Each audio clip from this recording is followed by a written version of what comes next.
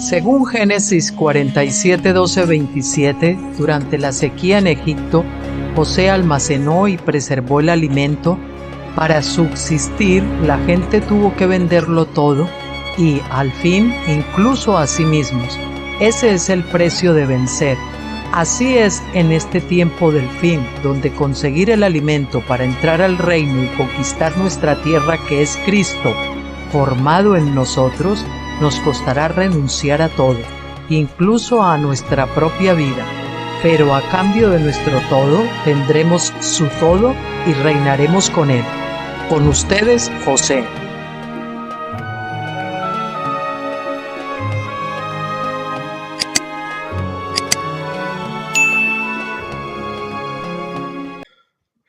Muy buenas tardes a todos, bienvenidos, José. Como les dije el otro día, y vamos a continuar con el libro de Deuteronomio, Segunda Ley, Discurso 2, del doctor Stephen Jones, pero déjenme decirles antes que hoy es día 20 de diciembre del 2024 y en España ahora son las 7:05 de la tarde-noche. Bien, lo primero anunciarles el vídeo del lunes próximo, Dios mediante, que será el capítulo 2 y vamos a iniciar el libro con el capítulo 1, pero será el capítulo 2 que es el primer gran mandamiento. Usted sabe que los 10 mandamientos, el decálogo, son 10, pero hay dos que son los principales. ¿Cuál es el primer gran mandamiento? Pues amarás al Señor tu Dios con todo tu corazón, con toda tu alma, con todas tus fuerzas. Y el segundo, pues amarás al prójimo como a ti mismo. Entonces, de esos 10 mandamientos, los 5 primeros están asociados con este primer gran mandamiento de amar a Dios, y los 5 segundos mandamientos estarán con el segundo gran mandamiento, que sería amar al prójimo. Bien, entonces eso está anunciado. Vámonos a comenzar pues con el libro. Ahí lo tienen, la imagen del libro en inglés del doctor Stephen Jones, Deuteronomy, The Second Love, Speech 2, Discurso 2. Deuteronomio, la segunda ley, Discurso 2, tras el pacto del Sinaí. Dice, es un comentario sobre el segundo discurso de Moisés en Deuteronomio 5 al 8, capítulos 5 a 8 de Deuteronomio. El libro de Deuteronomio es una serie de 12 discursos que Moisés pronunció justo antes de su muerte, al final del viaje de Israel por el desierto. Bien, ahí tienen lo típico de los libros, derechos de autor y todo ese asunto. En la tabla de contenidos vamos a anunciarla porque creo que es interesante saber el contenido del libro que nos vamos a estudiar. Capítulo 1, introducción al pacto. 2, el primer gran mandamiento. 3, el segundo gran mandamiento. 4, Israel se negó a escuchar. 5, el mandato de enseñanza. 6, la ley de las filacterias o de filacterias. Capítulo 7, de la adversidad a la abundancia. Capítulo 8, los testimonios de Dios. 9, qué debe enseñar a sus hijos. 10, vencer a las 7 naciones. 11, una alianza con los incrédulos. 12, la ley del amor. 13, estar de acuerdo con los juicios de Dios. 14, los avispones que Dios usó. Lo confuso sobre Canaán.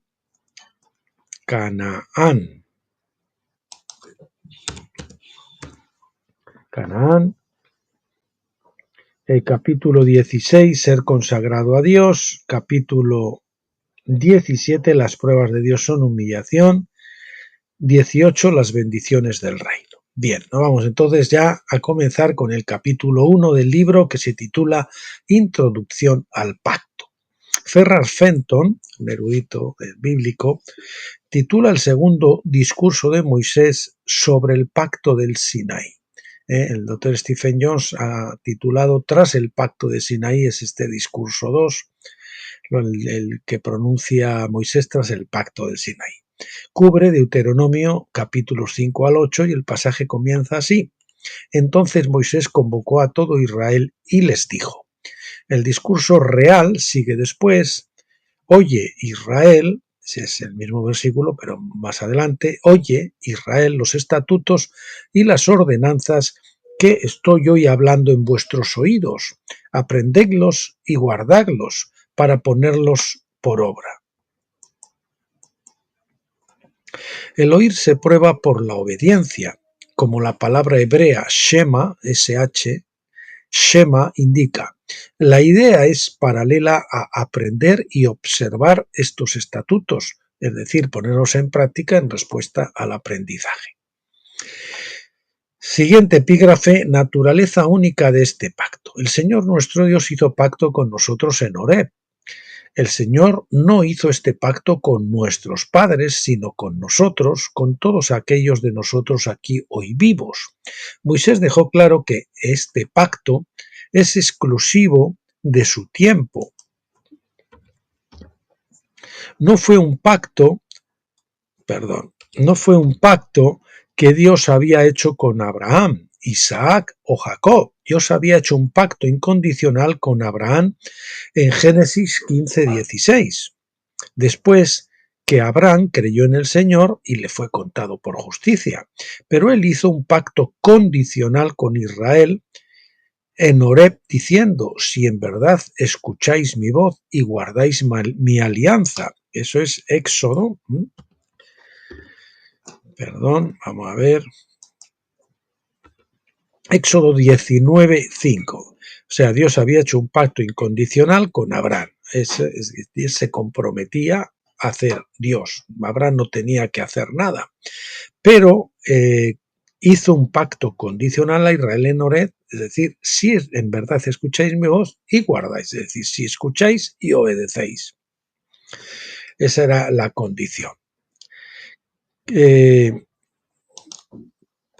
Cara a cara habló Yahvé con vosotros en el monte dice Éxodo 19:5, cara a cara habló Yahvé con vosotros en el monte de en medio del fuego. Yo estaba entonces entre Yahvé y vosotros para declararos la palabra de Yahvé, porque vosotros tuvisteis temor del fuego y no subisteis al monte. Dijo, Moisés fue el enviador.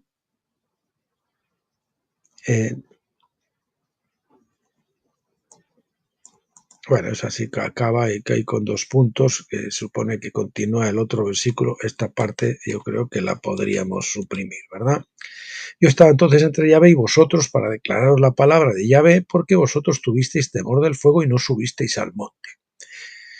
Moisés fue el mediador del antiguo pacto, y porque este pacto era condicional, requería 2 partes para el acuerdo: Dios e Israel. Pablo menciona este hecho en Gálatas 3:19 y 20.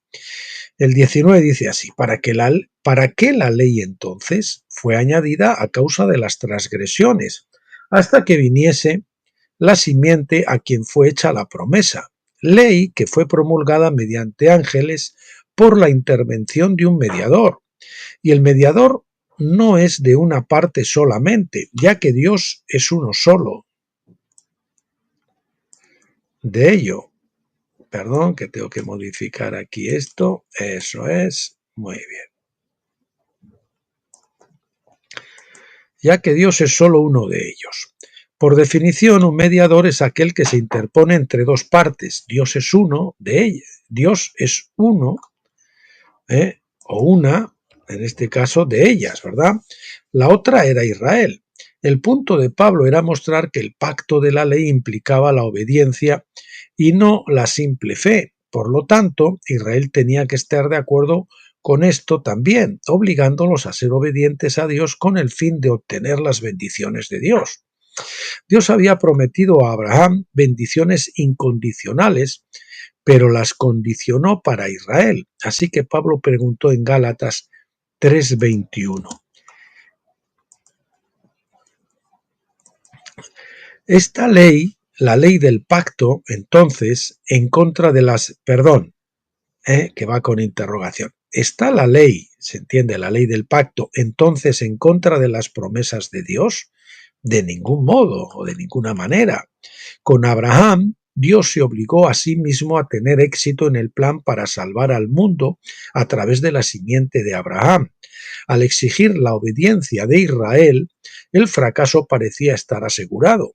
Sin embargo, Dios no se limita al tiempo de la vida de cualquier hombre ni a la época actual. Las condiciones de la ley, convenio, significaban de la ley, convenio o pacto, vamos a poner aquí por seguir la misma de la ley pacto, significaban que el hombre no se salvaba hasta que su fe producía los frutos de la obediencia.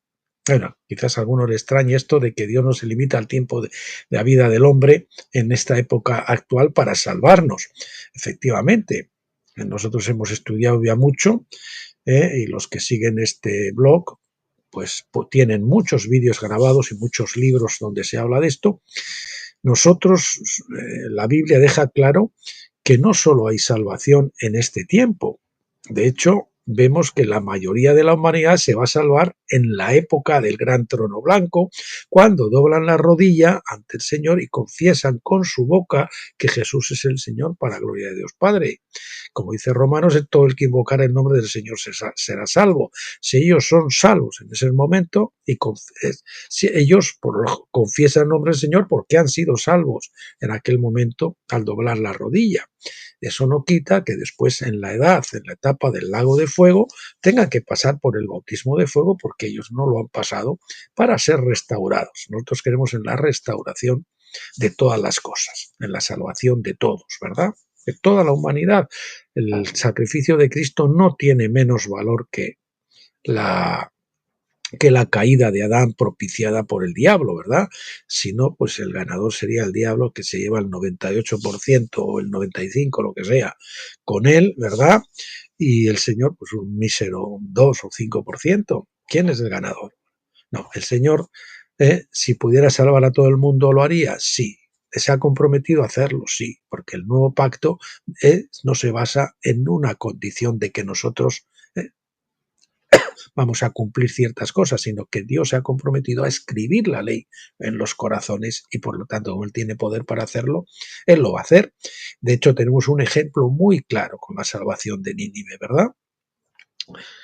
Ahí se salvaron toditos, incluso al Señor le preocupaban hasta los animales, más de 100.000 personas, no sé cuánto tenía Nínive, 100 y pico mil o algo así, o 120.000.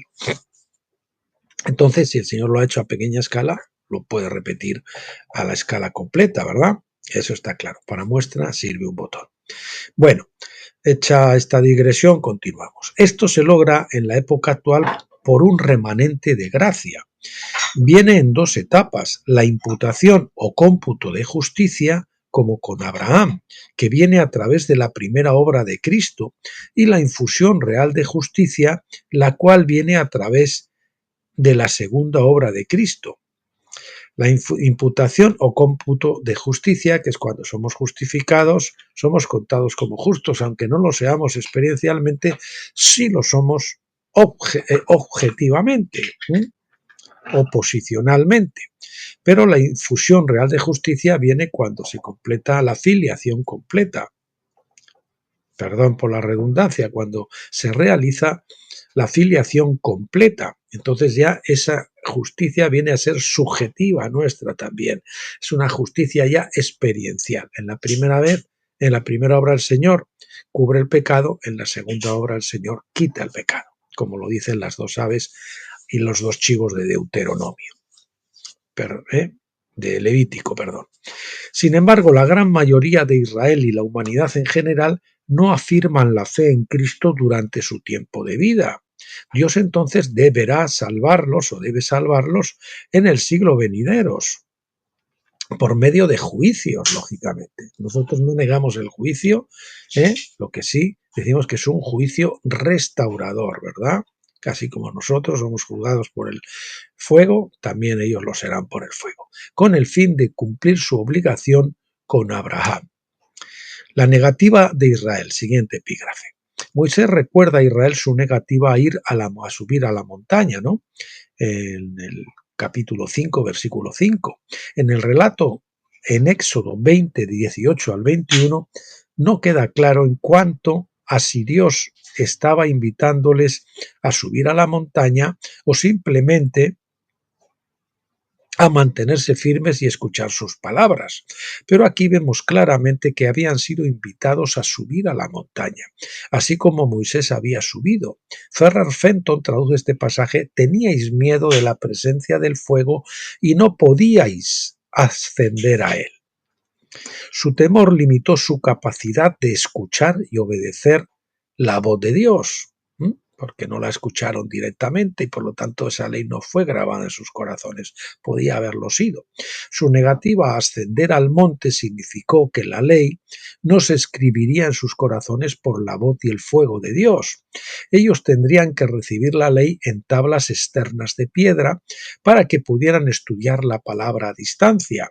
Desde entonces, la única manera para los hombres de que la ley pueda ser trasladada a sus corazones es vencer su miedo al fuego y recibir el bautismo de fuego que cambia el carácter de los hombres y les da la mente de Cristo. Esto es lo mismo que cuando el maná estaba fuera del arca, pero después una copa del maná fue metida dentro del arca. Así nosotros, cuando pasamos de la edad de tabernáculos, de la edad de Pentecostés a la de tabernáculos, la ley que está fuera pasa a estar dentro, ¿verdad? El rema viviente. Ya no es necesario que idolatremos, entre comillas, la Biblia físicamente, sino que ahora la Biblia ha sido, por el bautismo de fuego, encarnada en nuestros corazones. De eso se trata. Bueno, pues mis queridos hermanos, esto va a ser todo por hoy. Como es la presentación del libro, va a ser un poquito más corto. Y como les recuerdo para los que quizás no lo hayan escuchado, no se hayan dado cuenta, que el viernes, Dios mediante, veremos el capítulo 2, solo el capítulo 2 porque es bastante largo, el primer gran mandamiento. Bueno, pues nada más, solo me queda bendecirles a todos en nombre del Señor Jesucristo, desearles un feliz fin de semana en la compañía y en la presencia del Señor, que descansen, que se repongan, que disfruten de la familia, de la diversión, del entretenimiento, pero también de la presencia del Señor. Y les invito y les emplazo a acompañarme el lunes de nuevo aquí en Graneros de José. Hasta entonces, como siempre, pásenlo bien.